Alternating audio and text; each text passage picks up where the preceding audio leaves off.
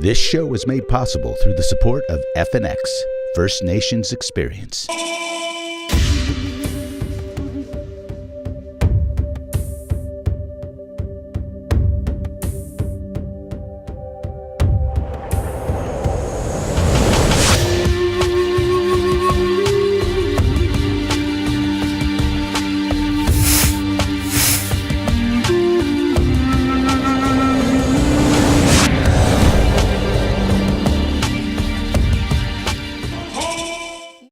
I'm Koli Kohler, and you're on Native Ground with Chris Eyre.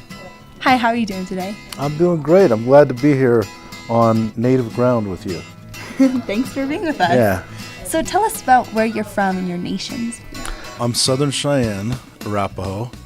Tsistis is the way it's said. And I grew up in Oregon, and I live in Santa Fe, New Mexico now, where I'm a filmmaker, and I'm also the chair of the film department at Santa Fe University. Tell us about some of your projects that your current projects. Well, I had a movie that came out last year called Hideaway. Theatrically, it's on Netflix, Josh Lucas and James Cromwell, Ayelet Zur, and it's about a guy on a sailboat. And he never takes the boat out of the harbor. And it's very exciting. It's a drama.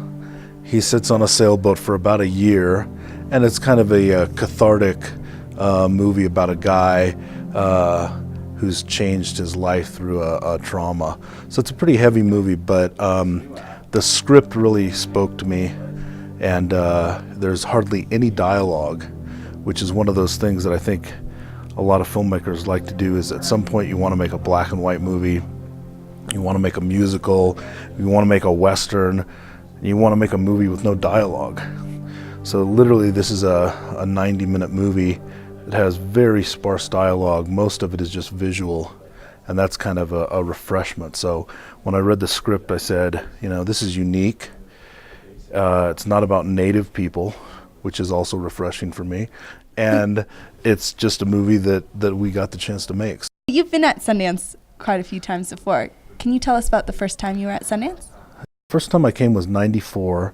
I had a short film that played here, and I've been back several times since. I've had 7 movies, I think, here over the years, and opened the festival in 2004 with Edge of America, which was a Showtime movie.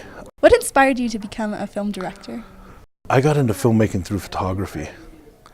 When I was in high school, I just used to take pictures on a 35 millimeter SLR camera. It was an Olympus OM2N, and the Indian program in my high school had this box, and I said, "What's that? What's that?" between classes. And Helen and Allison ran the program, and they were older, and they said, "Oh, that's a camera that you're welcome to use if you want." And that was the genesis, where I picked up that camera and I looked at it and I said, okay, I'll try this. And I started putting film in it and shooting pictures. And then I took a printing photography class, and I started developing my own pictures. And from there, I just didn't stop. It's those people that come along, those teachers that give you something, and that was how I started. I took pictures of everything. I'd hang out the car door. I'd go hiking and take pictures.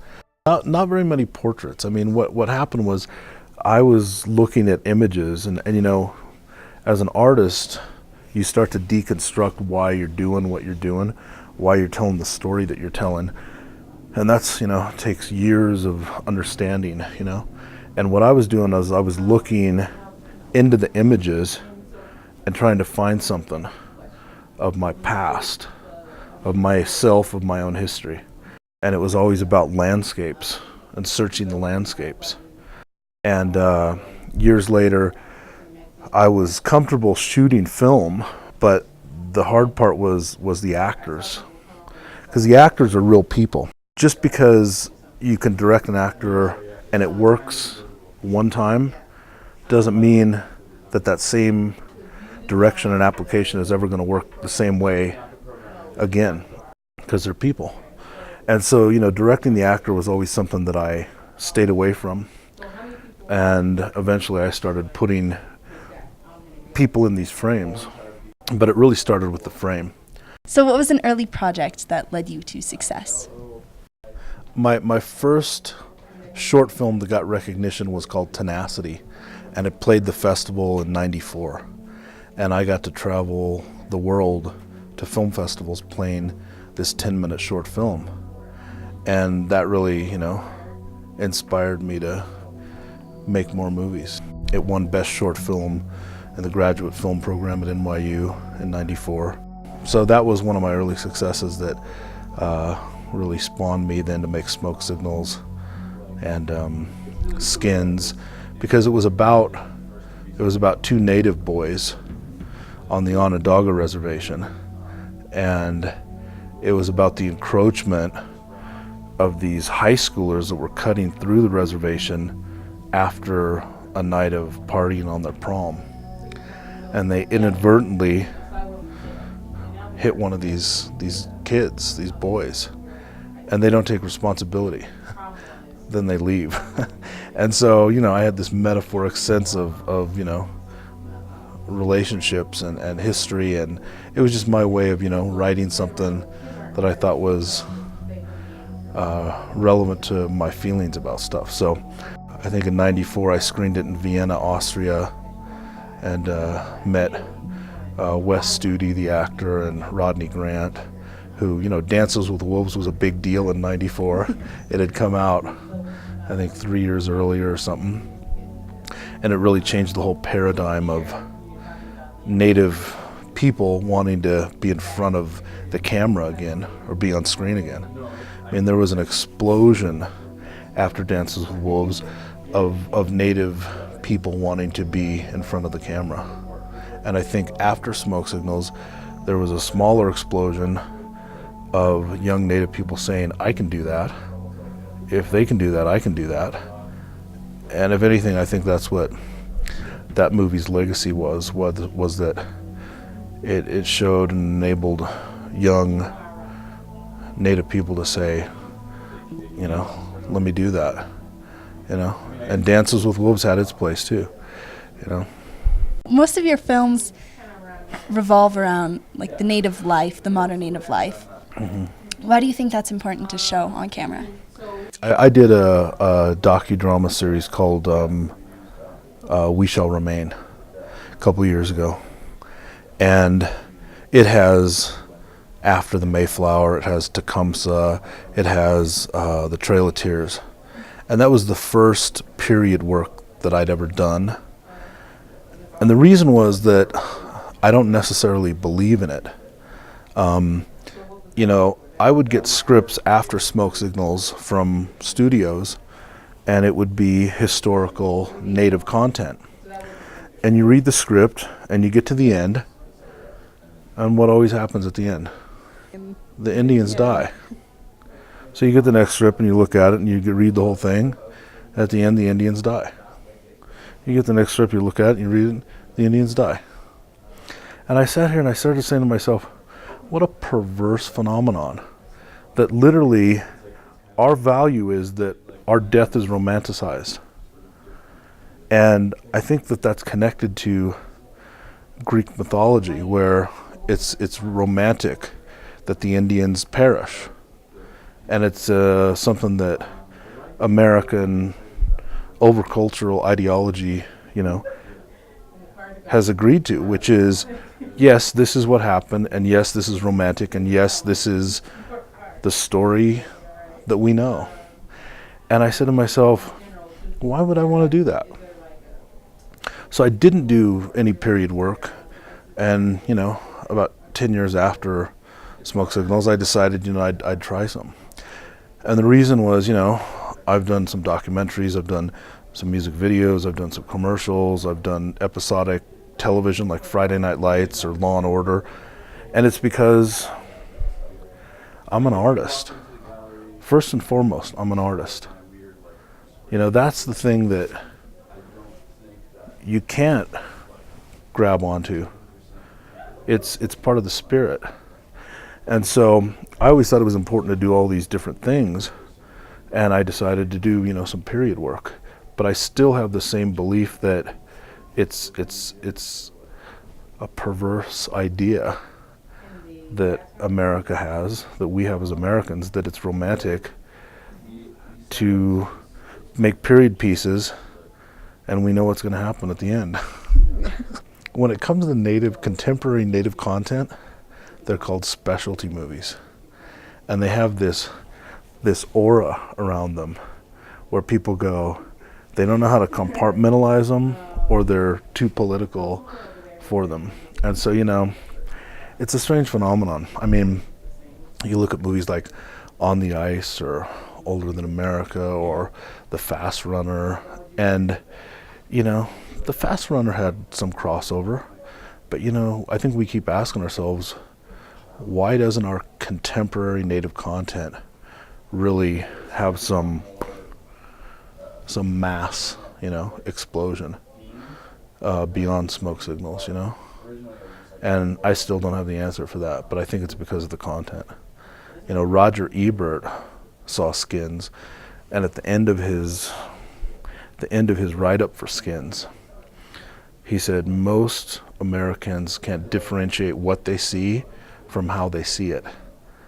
And I think that was the most telling sentence I've heard about native content movies, which is most people bring so much luggage or politics to native content that they really can't see beyond that. There are a lot of stereotypes in media, so how is it like to kind of defy those stereotypes in your movies? I think by nature of just doing what you're doing, you're defying stereotypes. That's it. For years as a Native person, people have an expectation of you to be a role model. That happens with anything Native people do. And that expectation is sometimes one that we shouldn't place on everybody. Just by the nature of you doing what you're doing, you're a role model without having to answer political questions. If you put a Native person in a McDonald's commercial, it's political. If you put a Native person on screen, it's political. That's a double-edged sword, which is a strange phenomenon that is almost exclusive to us in this country. When you talk about Native America, you talk about 565 tribes, maybe. I don't know what the number is right now. You talk about 5 different language bases. You talk about different religions. You talk about different points of assimilation. You talk about different economics. It's the most complicated group of Americans there are. And just by virtue of you doing, hosting and interviews, that's all you have to do. And that's been my philosophy, which is all I have to do is make work. I have to direct Friday Night Lights just so it's part of my credit list, so people know, oh, he does Native movies. Oh, but he's also done commercial work. That's all you have to do. I mean, I'm chairing the film department, and I had a guy that I was explaining that to here at the festival say, so are all your students Indians? And that had nothing to do with the whole conversation about the film school that I'm chair of. And I'm thinking, based on him looking at me, he can't get past the conversation. And I'm like, no, I'm not talking about affirmative action. I'm talking about I'm the chair of the university film school. This is the politics that's inherent to you just doing what you're doing. And you don't have to do anything other than do what you do. Do what you do. Show up every day and do it. And the vision for me is a body of work. There's no one movie that's going to deliver us. It's, if you believe in Indian country, it's the community that's going to deliver us. It's the tribe that's going to deliver you. So in the movie Skins and other of your movies, such as Smoke Signals, you touch on topics such as post-traumatic stress disorder and alcoholism. Why do you think it's important to talk about these issues that are present in our community? Because for me, it was a purging of that. With the movie Skins, you know, I always think of it as you're playing a song. I don't want to play that song again because I played it. I can't even watch most of my work. But I played that song. I'm done with that song. But at the time, what it was, you know, Native people came to me afterwards and they said, you know, why'd you portray us like that? And, you know, my take was, if you don't think that's what people think of us, you're in denial, number one. And number two, if you don't want to discuss it, maybe this subject's too close to you, which is fine. But for me, it was a matter of purging that fabric of who we are. I'm not in denial over that. That's a large fabric of the generational trauma that people have been through. That's a large fabric of epidemic suicide among our youth. So for me, it was like, okay, I'm going to take this subject on, and what I'm going to do is I'm going to portray Mogi as my uncle, my relative. That's what it was about for me. And literally, it was about Rudy loving his brother, no matter what, and hating his affliction. And so for me, that's what that movie was about. And people came back to me all the time and they said, why'd you portray us like that? And if they were real understanding, they hugged me in Walmart and cried. And then other people said, oh, we've seen that movie before. And I always said, you name me the piece of movie in film history where an Indian alcoholic has been humanized.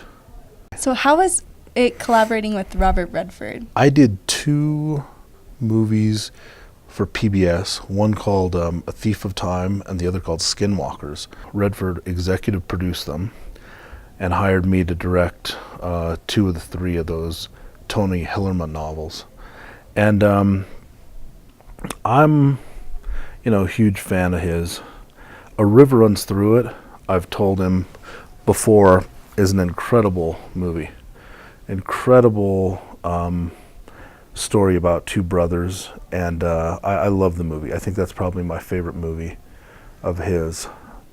But, you know, working, collaborating with him, I just find him to be, you know, genuine and honest, and he's in it for his own sense of personal responsibility. I mean, he's the one who wanted there to be a Native initiative here at Sundance, and he's the one that continues to carry that flag so that there is a Native initiative at Sundance. Did you know Sherman Alexie before Smoke Signals, and did you collaborate with him? Well, the way that came about was, again, another teacher one day said, you should read this book. And it was before he had a novel published. It was The Lone Ranger and Tonto Fist Fight in Heaven from 94. I think it was 94, 93. I wasn't a big reader. I think I read 2 books in high school. So I got the book, and luckily it was an anthology of short stories. So I'm like, I can read 10 pages. So, you know, I read 10 pages here. I was like, this is pretty good. Kept reading. Pretty soon I read the whole book. And I said, you know, that was pretty cool, that book. I haven't ever read Native people depicted that way. And what he would do is he would literally give laughter to tears in like one sentence. And he has a gift. So I got to the story, This Is What It Means to Say Phoenix, Arizona. It was about 13 pages. I read that, And when Victor gives half of his dad in the form of these cremated remains to Thomas, because that's all he has to give him, I said, wow, what a ceremony that is. And that stuck with me, and I said, that's a movie. That's a movie. And I found somebody who knew Sherman. In Indian country, it's pretty easy. You know, you got 2 degrees of separation to everybody instead of 6. And I called him up. I was living in New York. He was living in Seattle. I called him up in about '94, and I said, I'm a graduate film school student at NYU. I read your book, and I want to make this story into a movie. And he said, that would be great. And I sat down and wrote the first 40 pages of what would be Smoke Signals. And I knew it was bad.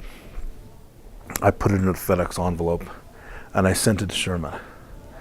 And he was so irate with what I'd done to his beautiful story that he sat down, and within 2 weeks he had a whole new 75 pages. And that's how the screenplay started. That we collaborated back and forth, and then he was so invested in his story, and rightfully so, he finished the screenplay. And then I had the short film here at Sundance, and was invited to participate in the director's lab with the feature-length screenplay Smoke Signals and workshop it in '95.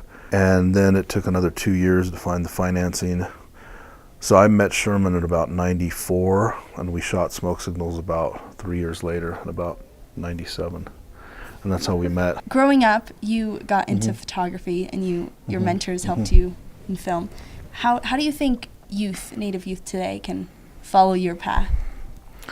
The best advice I can give Native youth is just to do it, is to fail doing it.